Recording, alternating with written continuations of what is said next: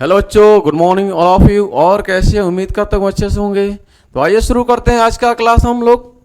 तो आज पढ़ेंगे हम लोग विद्युत द्विध्रुव के कारण r, थीटा पर विद्युत क्षेत्र की तीव्रता की गणना करना। यानी यह एक जनरल फॉर्मूला होता है जो किसी भी बिंदु पर आप विद्युत द्विध्रुव के कारण विद्युत क्षेत्र की तीव्रता की गणना कर सकते हैं। अक्षीय स्थिति में हो तभी इस फॉर्मूले से भी यूज कर सकते हैं। अगर निरक्षीय स्थिति में आपको पता करना है तभी भी इस फॉर्मूले का यूज कर सकते हैं। किसी भी बिंदु पर आपको पता करना है, किसी भी बिंदु पर आपको पता करना है द्विध्रुव के कारण, तो आप वैद्युत क्षेत्र की तीव्रता की गणना कर सकते हैं। आइए हम लोग देखते हैं। सपोज कीजिए ये हमारे पास एक वैद्युत द्विध्रुव है। वैद्युत द्विध्रुव एक प्लस क्यू और दूसरा माइनस क्यू, ठीक है। दो आवेश जो बिल्कुल आपस में, ठीक है, परिमाण में समान होते हैं और दिशा और प्रकृति में विपरीत होते हैं, जिनके बीच की दूरी अल्प होती है, वैद्युत द्विध्रुव बनाते हैं। वैद्युत द्विध्रुव बनाते हैं। दो आवेश जो परिमाण में बराबर किंतु प्रकृति में विपरीत होते हैं, अल्प दूरी पर स्थित होते हैं, वैद्युत द्विध्रुव बनाते हैं। यह वैद्युत द्विध्रुव की दिशा माइनस आवेश से प्लस आवेश की तरफ होती है। इसकी दिशा ये होती है, इसकी दिशा ये होती है, वैद्युत द्विध्रुव की दिशा। इसके पहले हम आपको वैद्युत द्विध्रुव के कारण इसके अक्ष पर तीव्रता निकालना सिखाए हैं। वैद्युत द्विध्रुव के कारण इसके अक्ष पर तीव्रता हम निकालना आपको सिखाया है। वैद्युत द्विध्रुव है, इस वैद्युत द्विध्रुव के अक्ष पर, ये अक्ष है, इस अक्ष पर हम तीव्रता निकालना आपको सिखा चुके हैं। इस अक्ष पर हमने तीव्रता निकालना आपको सिखाया है, ठीक है। इस अक्ष पर, इस बात को आपको ध्यान में रखकर ही इस फॉर्मूला को प्रूफ करना है। और इसके बाद जस्ट हम आपको इसी वैद्युत द्विध्रुव के कारण, इसी वैद्युत द्विध्रुव के कारण, ठीक है, इसी वैद्युत द्विध्रुव के कारण हम निरक्ष पर, निरक्ष का मतलब अक्ष पर, ये अक्ष के ठीक लंबवत, अक्ष पर के ठीक लंबवत, अक्ष के ठीक लंबवत अगर कोई रेखा खींचते हैं तो वह कहलाती है निरक्ष। यानी इस निरक्ष पर भी हम तीव्रता आपको निकाल चुके हैं, इस अक्ष पे भी तीव्रता निकाल चुके हैं। यानी वैद्युत द्विध्रुव के कारण, वैद्युत द्विध्रुव के कारण इसके अक्ष पर तीव्रता हम ज्ञात कर चुके हैं, वैद्युत द्विध्रुव के कारण इसके निरक्ष पर हम तीव्रता ज्ञात कर चुके हैं। इन दोनों फॉर्मूलों को आपको ध्यान में रखकर चलना है। वैद्युत द्विध्रुव के कारण इसके अक्ष पर तीव्रता कितने निकाले थे हम? वैद्युत द्विध्रुव के कारण इसका अक्ष पर तीव्रता निकाले थे, ठीक है। कितना निकाले थे? ई। अच्छी स्थिति में जब हम तीव्रता निकाले थे तो निकाले थे K2P/R3। इसके निरक्ष स्थिति में जब हम तीव्रता निकाले थे तो निकाल रखे थे ई निरक्ष इक्वल टू KP/R3। यह P एक वैद्युत द्विध्रुव है, यह P क्या है? वैद्युत द्विध्रुव है, और ये R दूरी पर निकाला गया था। ये P वैद्युत द्विध्रुव है और ये R दूरी पर निकाला गया था। और K का पता ही है, K बराबर होता है 1/4πε0, ठीक है। और इसकी दिशा को खास तौर से ध्यान में रखना है। वैद्युत द्विध्रुव की अक्षीय स्थिति में जो दिशा थी, जो अक्षीय स्थिति में दिशा थी, ठीक है, वह इस वैद्युत द्विध्रुव के दिशा में थी। यानी वैद्युत द्विध्रुव की दिशा क्या होती है? माइनस से प्लस आवेश की तरफ। तो जब अच्छी स्थिति में जो दिशा थी वह माइनस से प्लस आवेश की ओर, इस डायरेक्शन में दिशा थी, इस डायरेक्शन में दिशा थी अच्छी स्थिति की, नेट तीव्रता की दिशा।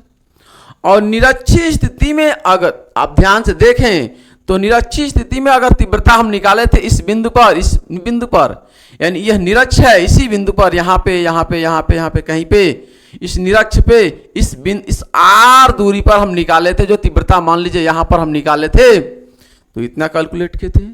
इसकी दिशा कितनी थी? इसकी दिशा थी किधर? वैद्युत क्षेत्र, वैद्युत द्विध्रुव के विपरीत दिशा में थी। इसकी दिशा ये थी, याद करिए, ये वैद्युत द्विध्रुव है, माइनस से प्लस आवेश की तरफ इसकी दिशा होती है। वैद्युत द्विध्रुव के विपरीत दिशा में, ठीक है, विपरीत दिशा में वैद्युत क्षेत्र होती है, किस पर? निरक्षीय स्थिति पर। और वैद्युत क्षेत्र, ठीक है, अक्षीय स्थिति में वैद्युत द्विध्रुव के ठीक समांतर होती है, ठीक है। यानी वैद्युत द्विध्रुव के दिशा में ही विद्युत क्षेत्र की दिशा होती है अच्छी स्थिति में, और वैद्युत द्विध्रुव के विपरीत दिशा में निरक्षीय स्थिति में दिशा होती है वैद्युत क्षेत्र की, ठीक है। तो यहाँ पे वैद्युत क्षेत्र की दिशा द्विध्रुव के दिशा में ही होती है अच्छी में, और यहाँ पे दिशा वैद्युत द्विध्रुव के दिशा के विपरीत दिशा में होती है निरक्ष पर दिशा, ठीक है। तो याद रखना इस बात को है आपको। आइए हम यहां पे करते हैं। यह वैद्युत द्विध्रुव है। वैद्युत द्विध्रुव एक सदिश राशि है, इसलिए सदिश राशियों को आप वियोजित कर सकते हैं। तो अगर इसको आप वियोजित करें, अगर आप वियोजित करें तो यह वैद्युत द्विध्रुव है। वैद्युत द्विध्रुव क्या है? P। वैद्युत द्विध्रुव P। यह एक सदिश राशि है, इसे अगर आप वियोजित करते हैं तो इसकी दिशा ये है, ठीक है। और इस वैद्युत द्विध्रुव से हम निकालने वाले हैं r, थीटा दूरी पर, यानी r दूरी पर कुछ एंगल बनाएगा वह। यह एक पोलर कोऑर्डिनेट होता है, ठीक है। यहां से मान लीजिए यहां पर इस वैद्युत द्विध्रुव के कहीं भी किसी भी बिंदु पर आप तीव्रता ज्ञात कर सकते हैं, कहीं भी, ठीक है। मान लीजिए हम r दूरी पर इस बिंदु पर हम तीव्रता ज्ञात करना चाहते हैं। इस बिंदु पर हम तीव्रता ज्ञात करना चाहते हैं, कहीं भी आप निकाल सकते हैं। यहां पे भी, यहां से r दूरी, यहां पे r दूरी, यहां पे r दूरी, यहां पे r दूरी, यहां पे r दूरी, इधर r दूरी, इधर ले लीजिए। आपकी इच्छा जहां मर्जी आए उस पॉइंट पर आप ले सकते हैं। यानी इस द्विध्रुव से r दूरी पर और ये थीटा कोण बना रहा है इस पर, यानी इस पॉइंट का नाम होगा r, थीटा पर। r, थीटा पर आपको निकालना वैद्युत द्विध्रुव के कारण वैद्युत क्षेत्र की तीव्रता की गणना करनी है यहां पे, ठीक है। इस बिंदु पर आपको वैद्युत द्विध्रुव के कारण वैद्युत क्षेत्र की तीव्रता की गणना करनी है, ठीक। तो आप जानते हैं वैद्युत द्विध्रुव एक सदिश राशि है, इसे वियोजित किया जा सकता है, ठीक। आपको पता है ये वेक्टर a होता है, और ये वेक्टर a को हम वियोजित जब करते हैं तो, ठीक है, थीटा के साथ जो बनाता है कोण वह होता है a cos थीटा, और इसके ठीक लंबवत जो घटक होता है वह होता है a sin थीटा। तो अगर इस p को वियोजित करेंगे, यहां पे a को वियोजित करते हैं तो a cos थीटा, इधर इसका लंबवत होता है a sin थीटा। तो थीटा के साथ ये p थीटा के साथ जो कोण बनाएगा वह बनाएगा a थीटा के साथ कोण बना रहा है a cos थीटा, तो p थीटा के साथ कोण बनाएगा, ठीक है। यह इसका एक घटक ये बनेगा, और इसके साथ कोण बनाएगा क्या? इसके साथ कोण बनाएगा p cos थीटा, ठीक है। और इसके ठीक लंबवत ये वाला घटक, ठीक, इसके ठीक लंबवत ये घटक ये बनाएगा क्या? p sin थीटा, ठीक है। इसके दो घटक होंगे, यह p है, p को वियोजित किया गया, एक ठीक p को वियोजित किया जाएगा, ये थीटा के साथ कोण बना रहा है तो ये हो जाएगा p cos थीटा, और इसका दूसरा इसका लंबवत घटक हो जाएगा p sin थीटा।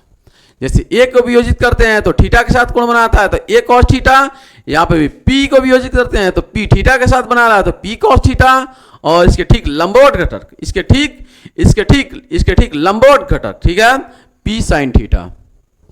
इस बात समझ में आ रही है? आगे बात कर लेते हैं, है ना। इसके भी जस्ट आगे बात करते हैं, ध्यान से देखना है। यदि आप p cos थीटा को ध्यान से देखें, ठीक है, p cos थीटा को ध्यान से देखें तो p cos थीटा के लिए, ठीक है, p cos थीटा के लिए अगर ध्यान से देखें आप तो यह इस बिंदु पर आपको तीव्रता चाहिए, और ये दिशा ऐसे जा रही है, तो यह पॉइंट जो होगा इसके अक्ष पे होगा। यह वैद्युत द्विध्रुव है, यह वैद्युत द्विध्रुव है, और इसके जस्ट सामने ही यह बिंदु P, यह बिंदु है r, थीटा, जहां पे हमें वैद्युत क्षेत्र की तीव्रता की गणना करनी है। यानी जस्ट इसके सामने है, जस्ट इसी अक्ष पे है, तो इस अक्ष को हम बोलते हैं क्या? अक्षीय स्थिति। ठीक है, ये है, देखिए यहां पे देखिए, इस अक्ष को, इस पॉइंट को क्या बोलते हैं? इसके जस्ट इसको बोलते हैं अक्षीय स्थिति। अक्षीय स्थिति, ठीक है, अक्षीय स्थिति। तो यह कौन सी कहलाएगी स्थिति? अक्षीय। इस द्विध्रुव के लिए यह कहलाएगा अक्षीय स्थिति। याद है ना? अब इस आप P को नहीं देखेंगे, इस P को नहीं देखेंगे, इसको आप हटा दिए, इसको आप हटा दिए, ठीक है, इसको आपने हटा दिया है। बात समझ में आ रही है? अब आप इसको देखिए, सिर्फ इसको देखिए, इसको देखिए, इस बिंदु पर, यह बिंदु इस द्विध्रुव के लिए, इस द्विध्रुव के लिए, इस द्विध्रुव के घटक के लिए यह बिंदु वह अक्षीय स्थिति में है, तो आप अक्षीय स्थिति में निकालेंगे। ठीक है, बात समझ में आ रही है? इस बिंदु पर निकालेंगे तो अक्षीय स्थिति में तीव्रता कितनी आएगी? ठीक है, तो r, थीटा पर विद्युत क्षेत्र की तीव्रता कितनी आएगी? तो आप लिखेंगे E, ठीक है, अक्षीय स्थिति में, यह अक्षीय स्थिति में है, अक्षीय स्थिति में है, कितना होता है? K2P/r³। ठीक है, बात समझ में आ रही? लेकिन P के साथ क्या आएगा? P के साथ क्या आएगा? P cos theta. तो इसके साथ आएगा P cos थीटा। आइए अब निरक्षीय स्थिति में, निरक्षीय स्थिति में हम पता कर लेते हैं। इस बिंदु पर निकाल रहे हैं हम तीव्रता। यह द्विध्रुव, यह द्विध्रुव है, यह द्विध्रुव है, यह द्विध्रुव है। P sin थीटा के लिए देखेंगे आप, P sin थीटा के लिए यह द्विध्रुव है, द्विध्रुव की दिशा है, और इस द्विध्रुव से यह बिंदु क्या है? निरक्ष पे है, इस बिंदु, ठीक है, निरक्ष पे है। इस द्विध्रुव के कारण यह बिंदु किस पे है? निरक्ष पे है। ठीक है, तो आप P sin थीटा के लिए, P sin थीटा के लिए अगर ध्यान से देखें तो E निरक्ष पर तीव्रता कितनी हो रही है? KP, और P के साथ क्या आएगा? P sin theta, P sin theta upon r³। बात समझ में आ रही है? अपान r³। तो ये तीव्रता हो गई दोनों पॉइंटों पर। ध्यान से देखें, यह अक्ष पे तीव्रता, ये इसकी निरक्ष पे तीव्रता इधर है, ठीक है ना, विद्युत द्विध्रुव के विपरीत दिशा में निरक्ष पे। तो यह विद्युत द्विध्रुव है, यह विद्युत द्विध्रुव है। अगर ये विद्युत द्विध्रुव है, इस बिंदु पर हम तीव्रता निकाल रहे हैं, तो इसके विपरीत दिशा में, यह विद्युत द्विध्रुव की दिशा है, तो इसके विपरीत दिशा में इसकी तीव्रता इधर होगी, इसकी तीव्रता इधर होगी। ठीक है, इसकी तीव्रता इधर होगी, तो इसकी तीव्रता इस डायरेक्शन में होगी। बात समझ में आ रही है? बात समझ में आ रही है? तो एक डायरेक्शन ये रहा, और दूसरा एक डायरेक्शन तो ये रहा आपके पास, और दूसरा डायरेक्शन ये रहा आपके पास। ठीक है, तो दो डायरेक्शन आपके पास हैं, दो डायरेक्शन आपके पास हैं, और कितना अंश का एंगल बना रहा है? 90 अंश का। कितने अंश का? 90 अंश का। तो आप नेट तीव्रता जब निकालेंगे, नेट तीव्रता आप निकालेंगे, तो निकाल लीजिए आप आसानी से। ठीक है, तो ई नेट बराबर हो जाएगा आपके पास अंडर ऑफ, याद है ना, E1 अक्षीय स्थिति में तीव्रता, अक्षीय स्थिति में तीव्रता, और E1 निरक्षीय स्थिति में तीव्रता एक दूसरे के लंबवत हैं। तो E अक्षीय का होल स्क्वायर प्लस E निरक्ष का होल स्क्वायर। क्यों? क्योंकि 90 अंश का कोण बनाएगा, और 90 अंश का कोण बनाएगा तो आप क्लास 11th में पढ़े थे, R equal to resultant equal to under of a square plus b square plus 2ab cos कितना? थीटा। और यहाँ पे थीटा कितना है? तो आप कहेंगे 90 अंश है, और cos 90 की वैल्यू क्या होती है? 0 होती है। cos 90 की वैल्यू 0 होती है। तो जैसे ही आप रखेंगे यहाँ पर a square plus b square plus 2ab cos 90 की वैल्यू 0, तो ये पूरा 0 हो जाएगा, बचेगा under of a square plus b square, यानी इन दोनों घटकों का सिर्फ स्क्वायर अंडर रूट में बचने वाला है। तो ठीक इसीलिए हम लिखे हैं अक्षीय स्थिति का स्क्वायर प्लस निरक्षीय स्थिति का स्क्वायर। बात समझ में आ रही है? कोई डाउट? कोई डाउट नहीं, ठीक है। तो इस बात को आपको ध्यान में रखकर चलना है, ठीक है। ये सदिश राशियां हैं, आप आराम से इसको वियोजित कर सकते हैं। अंडर रूट ऑफ नेट तीव्रता, अक्षीय स्थिति में तीव्रता कितनी है? आप कहेंगे के 2p अपान आर क्यू का होल स्क्वायर, ठीक है। इसके साथ p के साथ कॉस है, कॉस थीटा का पूरा का होल स्क्वायर, ये अक्षीय स्थिति में तीव्रता। प्लस निरक्ष में कितना है? आप कहेंगे के p sine theta upon r cube, यह हो गया निरक्ष में तीव्रता, इसका स्क्वायर। दोनों में आप ध्यान से अगर देखें तो कॉमन आपको मिलेगा कुछ चीजें। कॉमन क्या मिल रहा है? दोनों में k है, दोनों में p है, दोनों में r क्यूब है, दोनों में के पी आर क्यूब, तो कॉमन लेंगे के पी आर क्यूब, ये स्क्वायर कॉमन ले लेंगे तो बचेगा क्या? यहां पे बचेगा 2 कॉस स्क्वायर थीटा, स्क्वायर ये नहीं सॉरी ये पूरे का स्क्वायर, प्लस यहां बचेगा सिर्फ साइन, ठीक है, थीटा इसका स्क्वायर। बात समझ में आ रही है? तो ये अगले लाइन में आप इसे बाहर निकाल सकते हैं। ये स्क्वायर से ये रूट समाप्त हो जाता है, ये स्क्वायर से ये रूट समाप्त हो जाता है, नहीं बाहर आ जाएगा तो ये निकलेगा के p upon r cube, under root में बचेगा 2 का स्क्वायर होता है 4 और कॉस थीटा का स्क्वायर प्लस यहाँ पे साइन स्क्वायर कर दीजिए थीटा, ठीक है। अगला लाइन आप देखिए, ध्यान से देखिए, अगले लाइन में आपको ध्यान से देखना है क्या? ई नेट इक्वल टू हो जाएगा आपके पास के पी अपान आर क्यूब, के पी अपान आर क्यूब, और 4 को आप लिख सकते हैं ऐसे, 4 को आप लिख सकते हैं ऐसे क्या?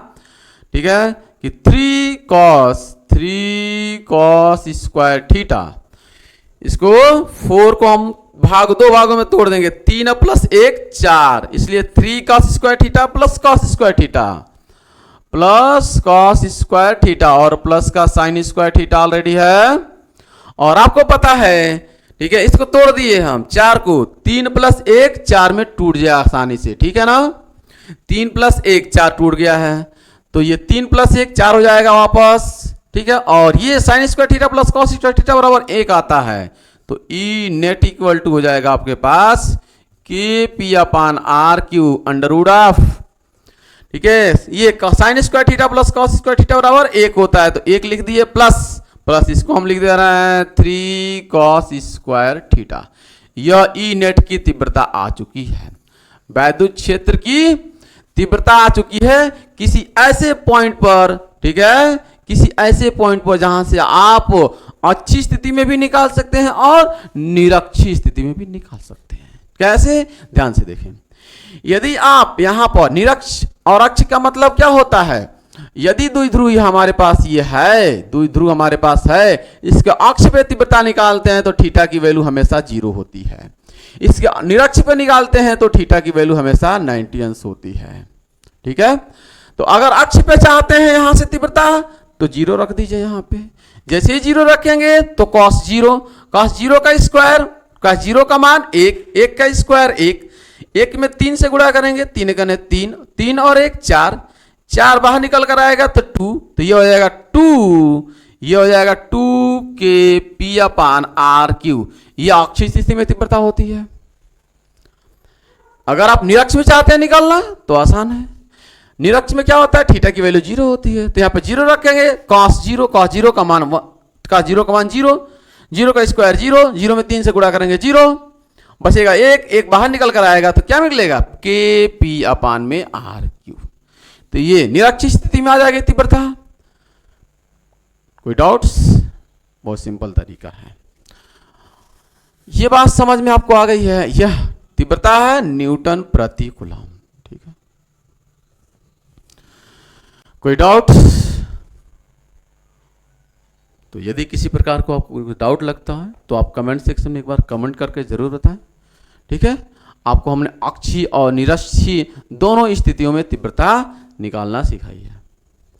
तो बस, यदि आप चैनल पर नए हो तो चैनल को सब्सक्राइब कर लीजिए, कर लीजिए, आप बेल आइकन को प्रेस कर लीजिए आप नए नोटिफिकेशन पाने के लिए। हम पूरे फिजिक्स आपको इस चैनल के माध्यम से देते हैं। तो thanks for watching this video. जय हिंद, जय भारत।